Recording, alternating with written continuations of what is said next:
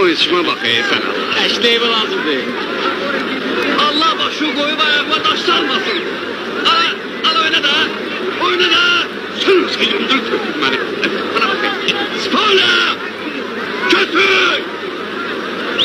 Bak. Balerina galerim ben. Oynayan Arabanın içine bakacağım.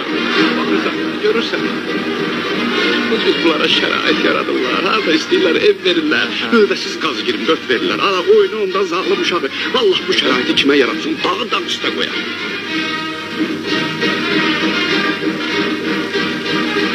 Hayır bizim əziyyətimiz.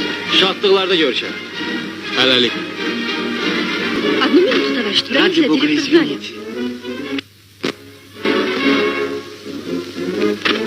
Salam. Salam. Ben Məmmədova. Futbolçu, 7 nömrə. Tanımadınız. Futbolcu. Siz bütün oyunlarda 13. sektorda oturursunuz.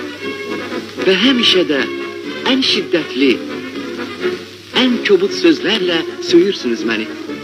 Başlayın da. Bilirsiniz futboldur. Olur da əsəbləşirsən. İyi bilemez, narahat olmayın. Biz futbolçular belə söyüşlərə öyrəşmişik. Gəlişimin məqsədi başqadır. Bu ayakkabıları sizin fabrik bırakın. Buyurun almışım. Ay 100 illik kötü. Günah seni bura direktör koyandadır. Bu ne ayakkabılardı böyle tikirsiz? Sizin başınıza daş düşeydi bu ayakkabıları diken yerde. Fersizin biri fersiz. Ne mal kimi gözleri bir bayatımı sen? Direktores Kresler!